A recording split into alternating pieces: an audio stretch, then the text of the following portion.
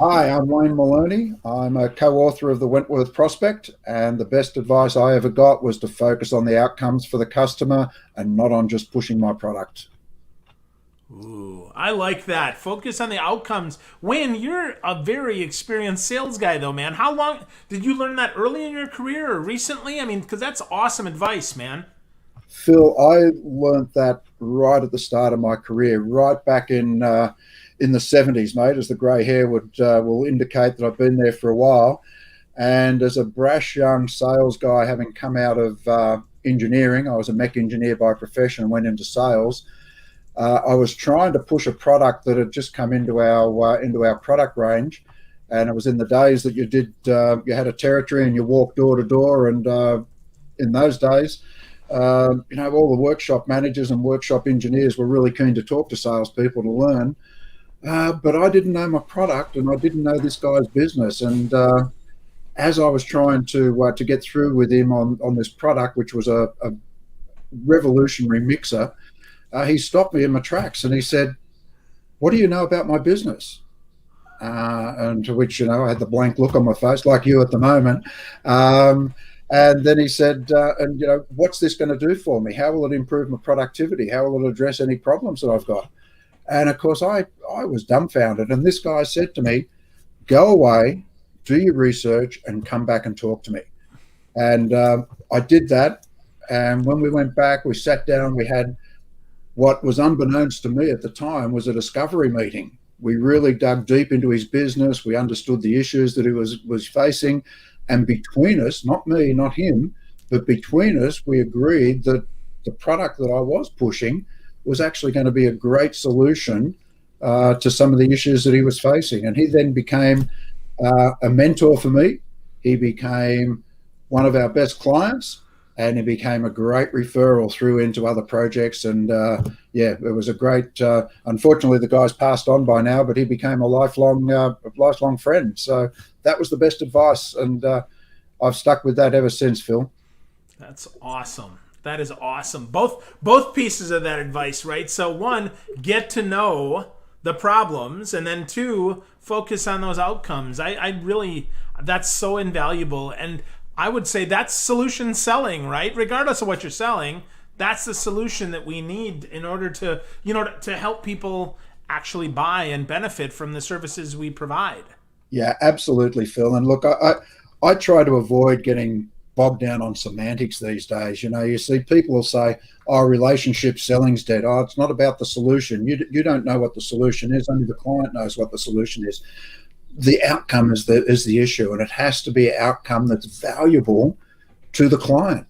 And he's the only one that can define value. We can't.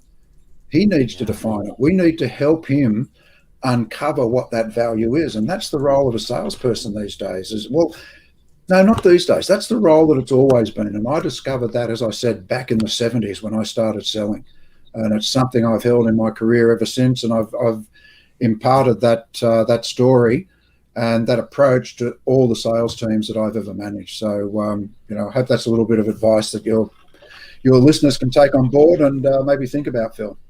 Yeah, I believe so. I think that remembering that it is about value to the client, right? When we think about value, it's not like, hey, I think this is really important to me. No, no, you're the buyer. It's about that. And I think that is a big miss when we think about how salespeople do. And I love that you go through this in the book, in the Wentworth Prospect. You talk about how important it is to align the buyer's journey with the sales process and not just go off and, oh, I got to focus on my process, check the boxes. So is that I mean, you it sounds to me like you've been writing this book for 40 years. We just finally put it in writing, huh? Well, I didn't do it on my own. I had two co-authors, John Smybert, who many of your listeners will know, and a good friend of mine who has got a background in advertising and is now making I guess, a post-career career as a novelist.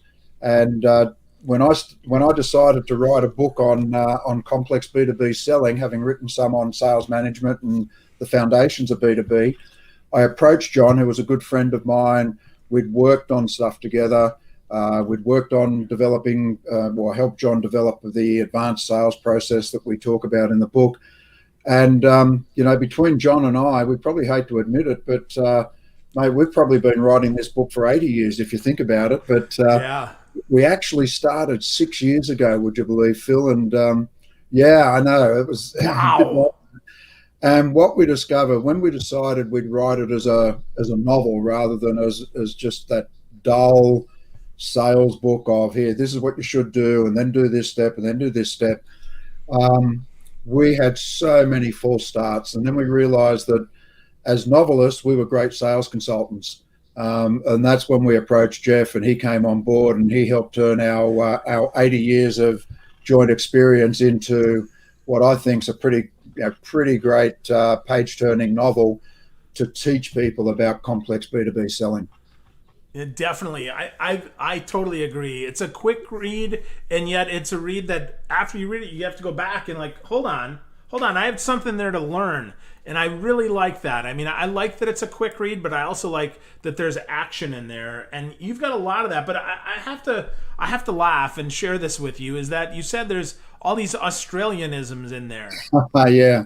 I don't know, Wayne. What's the deal with that, man? It's like you're from Australia or something. What's going on? Well, look, you guys up in the top end of the world, mate. You get so much of the kudos when it comes to I guess I'll use the term bastardizing the English language. So we had to have a crack at it ourselves, mate. So we decided, written in Australia, we're going to take the high ground on this one.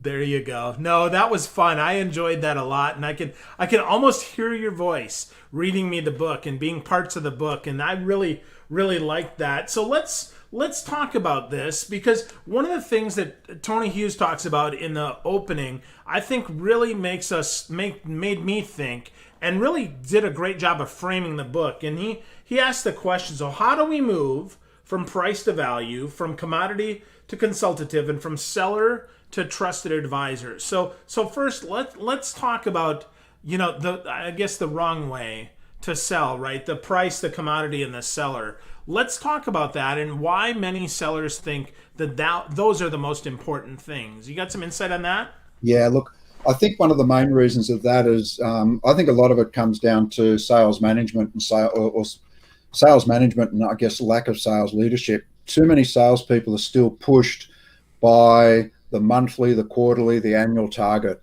and that focus is always on the product. And if you look at product sale, if you look at commoditizing the sale that you're making, customers are always going to look at comparing the apples with the apples they see, and the apples that they see are the price predominantly and the basic features. So they're looking just at that product. They're not looking at the application of that product into their business and how it can potentially change their business.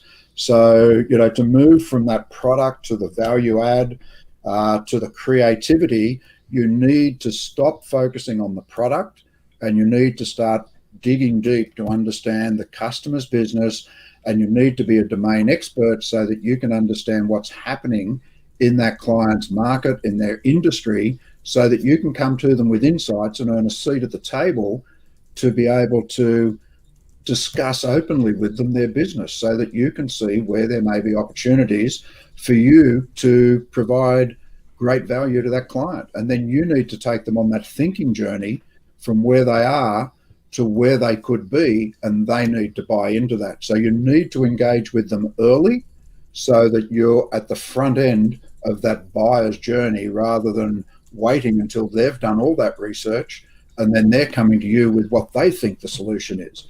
So, I often think about a quote by Steve Jobs. He said, people don't know what they want until you tell them. And it's very much, if you don't engage with a client and go through a deep discovery with them and be prepared to disrupt the way they're thinking, all they're going to do is come to you with what they think they need. What they think they want, rather than what they might need. So that's what we're talking about there, what Tony's talking about, I think, when he said, you go from a salesperson to a trusted advisor, where you go from commodity to value. They're the sorts of things that Tony's referring to, and that's what we try and bring out in the book.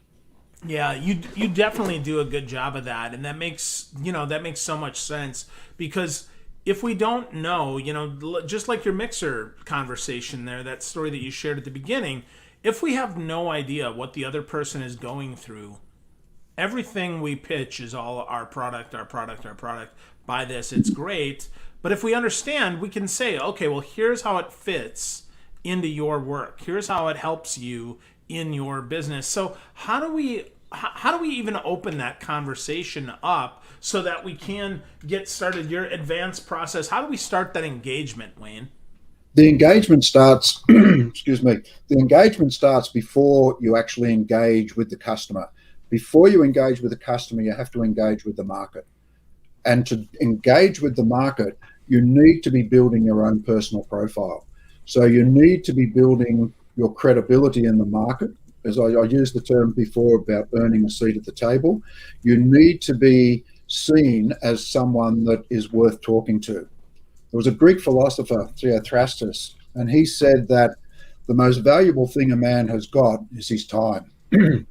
So you need to have built your profile up to a point where when you do physically or virtually engage with this person directly, that they will recognize that it's worthwhile talking to you. So, you know, getting speaking gigs. We talk about Sue, who's the heroine of the book. She gets speaking gigs. She's always posting onto LinkedIn. She's doing great value articles. And they're not articles about her product. They're not articles about her. They're commentaries on the industry. And they're commentaries on where there may be shortfalls. They're commentaries on where there may be issues likely to occur in the future. These are the sorts of things that you engage with the market and you build your profile, you build your credibility, and you become someone of value for people to talk to, exactly as it happened in the book where Sue created that profile, and then people were, when she approached them, they were ready to talk to her or at least listen to her. Yeah, I think that's so often overlooked in sales today. We see so many people that rush through that, and they call up a prospect, and they have no digital presence and no value add and no domain experience, and they think, well, you should talk to me because I'm really smart. Well, you didn't show me anything, right? You didn't show me a darn thing. So how do we, I know that you've worked a lot with sales leaders. Obviously, I'm going to start giving the sales leaders that I talk to this book because it's easy to do and easy to read and easy to understand. But what else? I mean, if we're talking to sales leaders, how do we start this conversation and let them know that having your team as someone worth talking to is not just going to get them to leave, but it's also necessary to get customers and prospects to talk to you? There's a mind shift necessary with that, and it's not just the sales leader. You mentioned Tony Hughes earlier. Tony has always said the weak link in the sales chain is the sales manager and the sales leadership. And one of the reasons for that, I think, is they're often trying that. We talk about trust. We talk about the trusted advisor. It's a cliched term, but it's so critical. There needs to be trust between the sales manager and the sales leadership and the business management, the C-suite, and the salespeople. I've had clients that I've worked with that have refused to allow their salespeople to actually engage with blogs and articles on LinkedIn because they're worried that they're building their profile at the cost of the company profile.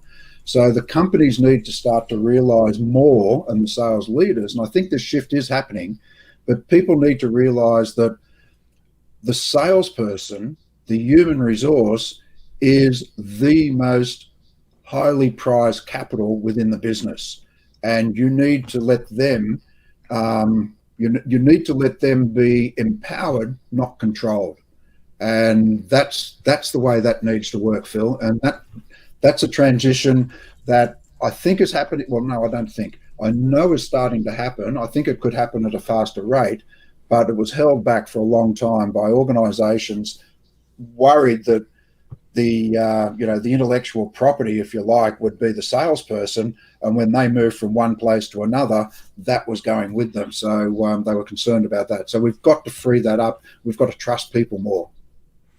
I agree. I agree, right? The trust between salespeople to sales manager to sales leadership is so key. And when there's no trust, I mean, the prospect feels that, the customers feel that, they know that there is no trust on that. So I'm really glad that you reminded us of all those links. And your comment about being empowered instead of controlled is so spot on and so often overlooked. So I really love that. So let's talk a little more in the book about your process here. The advance, EDVANCE, right? We talked a little bit about engage. You talked about discovery, right? But I like that you also, though, in the discovery, Wayne, you also talk about disruption. So tell me a little bit more about how we disrupt as salespeople without being pushy and annoying. Look, this is a step that so many salespeople struggle with. They're nervous about going in and disrupting the thinking of people because they're worried they'll be seen as, you term, that pushy salesperson. It's got to be done in a way, if you've done the first part of establishing your credibility and you've engaged with that client in an authentic way and a way that establishes you as being honest, as being trustworthy, when you then start to disrupt, it's done in a way of asking why is it like this now, and what if you did this? So, it's asking the why questions and the what if questions. So why is it like that? What if you did this? And I'm in a really simple example of that, and very simple. I've worked with clients and I've asked them that, why is it done like that? And the answer is, well, we've always done it like that. And then the question is, well, what if you did this? Now that's disrupted their thinking. It's a very simple example, Phil, I know, but it's disrupted the thinking, and they sit back and they go, well, we've never thought of that before, but if we did that, we might get this. And then that gives you the next step of, okay, if you did that, what would that deliver? So you're on we refer to it as down the hole and up the hill.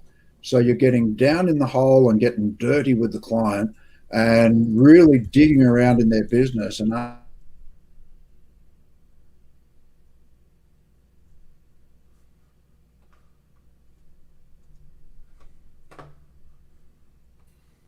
lost you there for a second, Phil. Yeah, we lost there. So go back. You said about down the hall, and what was the other part? Yeah, down the hole and up the hill. And what we talk about is, think about getting down in the trenches. You're down there. You're in that position where you're asking all of those what if questions and getting to know the company, the client and their business really well, and the issues and the problems that they're facing. And then once you've done that and you've agreed on these issues, and this is a long-term exercise, it's not just done in one meeting. Once you've done that, you can then, we used the term solution earlier, you can then bring them up into the daylight and say, well, look, here's the sort of solutions that we could come up with. So you're going from, it's basically a gap analysis. You're going from, this is where you are and this is where you could be, and the bit in the middle is the solution, if you like. That's how you get there. Excellent.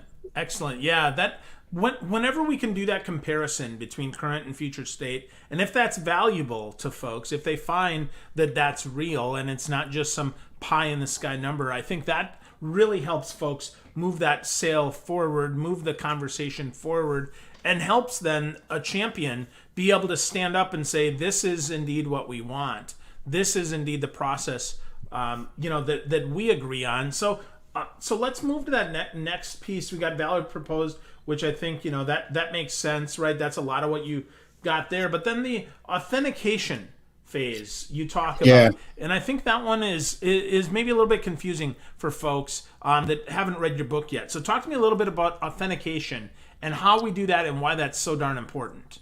Well, it's the authentication is where you work with the client to prove, if you like, the value that you've been proposing. So you've gone through the discovery and you've proposed this value, and that value has been proposed jointly. It's not my value proposition, it's the client's value proposition. So once that's done, you need to prove that. And if you're in a major complex sale, people are not going to sign on the dotted line for millions of dollars or hundreds of thousands of dollars or even tens of thousands of dollars unless that can be proven. So you need to authenticate the value that you're talking about. Now, that can be done in a lot of ways. Some people do, this is where some people will wheel in and start to do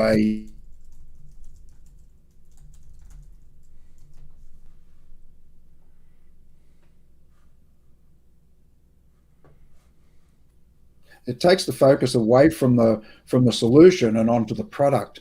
It's much better done by using things like referrals. Where are your referral sites? Where can you bring people in that can validate what you're talking about, past clients? Like the guy that I spoke about right at the start, when I started my career. I used that guy so many times to authenticate the value of this unique product that we brought on board. So that's what you've got to do there. You've got to prove to the client, and there's going to be naysayers within the client as well.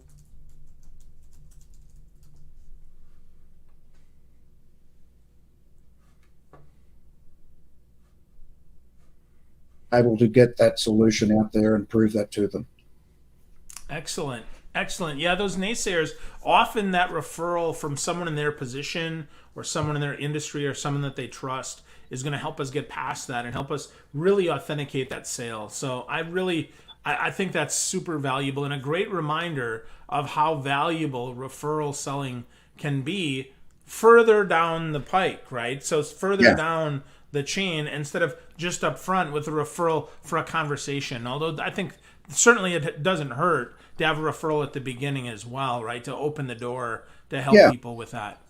Yeah, absolutely. And look, you're going to come across a whole heap of different people within the organization, and we break it down into 6 archetypes, and we encourage the salesperson to be looking and identifying those archetypes. And we have 3 of them that we refer to as change agents, and they're the ones that can make something happen within the organization. And we have 3 that are advocates, and they're not necessarily got the power, either by personality or position, to be able to make something happen, but they're still important because they can introduce you to change agents. They can carry messages for you. So they're the sorts of people you need to work with as well. And when you're going through authentication, each of those is going to have a different criteria for how they want to be, how they want to see things authenticated. We refer to one as the inquisitor. And the inquisitor is the one that's going to tear your proposal apart. They're going to look for all the holes. Well, they're the ones that you really need to be demonstrating that this has worked in the past, and you need to be bringing on board really strong reference sites and people that are going to be able to talk to you and win that over. And some of those are going to be positive, and some of them are going to be negative towards your proposal. So the salesperson is working as a conductor, if you like, of this, and trying to bring all of those pieces of that buying orchestra together. Yeah, I think that's so important that the salesperson can help orchestrate that, be that conductor, help people go between so that they actually communicate together. And to your point that you said before, right, that they know it's their solution. It's not your solution as a salesperson. I think that's super, super important, Wayne. So, so the advance process is super great. We got engage, discover and disrupt. We talked about value, authenticate, negotiate, which we know about, commit. But let's go in the last one here, Wayne. As we talk about this, you talk about evaluate and enact. I get the evaluate piece, but what does enact mean? Take us through this one. Yeah, well, enactment is basically the implementation of the solution. And all too often, salespeople, and not the good ones, but so many salespeople think the sale finishes when the contract's signed. It's not.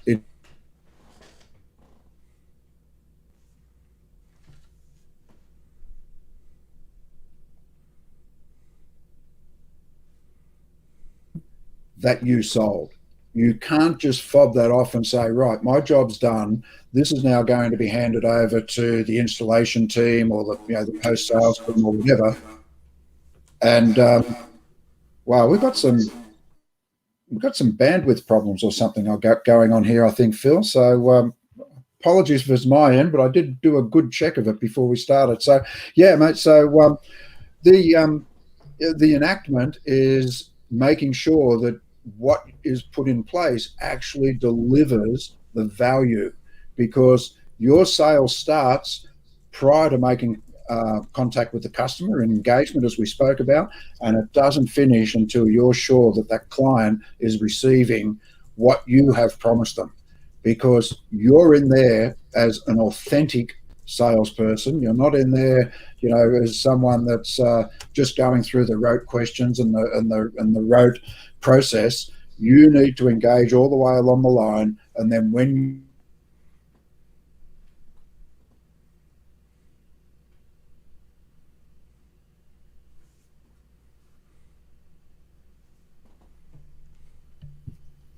so I hope that makes sense. Absolutely. Enactment being making sure that it gets installed, configured, and set so that they actually get what you promised them, right? So that at the Yeah, engagement point that you actually delivered the insight and the solution that you promised at the beginning. That's so important. And I think that to your point, that is where so many salespeople miss. They hit it yeah, and quit it, right? Great, I got the contract signed. I'm yeah. out of here now. So real, yeah, great reminder. So And Phil, sorry, okay, Phil, just on that, we spoke about the different archetypes. There's still going to be people that are going to be doubting the decision that's made. They may have come on board, they may have received consensus, but they weren't 100% behind it. So if you don't follow through at that point, those guys are still going to be looking. Some are going to be looking for the opportunity to say, "I told you so." So you can't allow.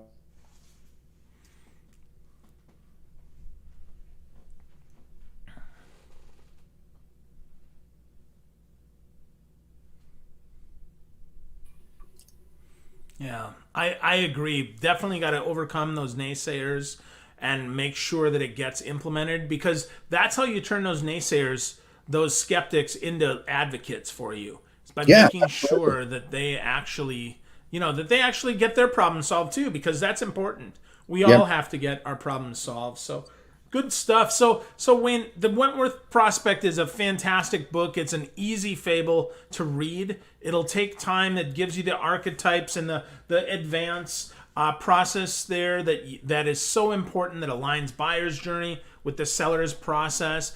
If folks want to get started with any of the things in your book, like, where would you recommend that they start? Should they should they understand how to engage first if they're a buyer or a sales leader, or where would you recommend that they begin this journey towards more trust and a better system for them?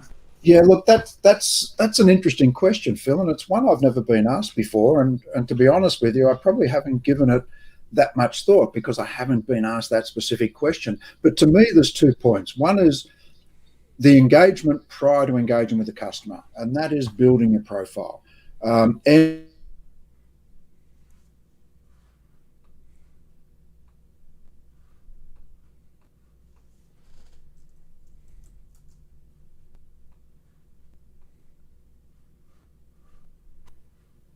And in asking those discovery questions, you need to be able to build the confidence to challenge the customer, to disrupt their thinking. So they're the 2 areas that I would suggest any salesperson focus on. If you haven't got a great profile, one that people can go to, because let's face it, LinkedIn these days is your digital credit, your digital business card. People are going to go there. They're going to see that you've made great comments on things that are happening, that you've been able to add value to commentaries that are happening in chat groups and in groups and that sort of thing. The next is that discovery and making sure that you're equipped to do that. And you've got to be able to ask those what if questions and be prepared to get some knockbacks along the way, and not take it all personally at that point. It's about helping the client, the prospect, on that thinking journey. Awesome.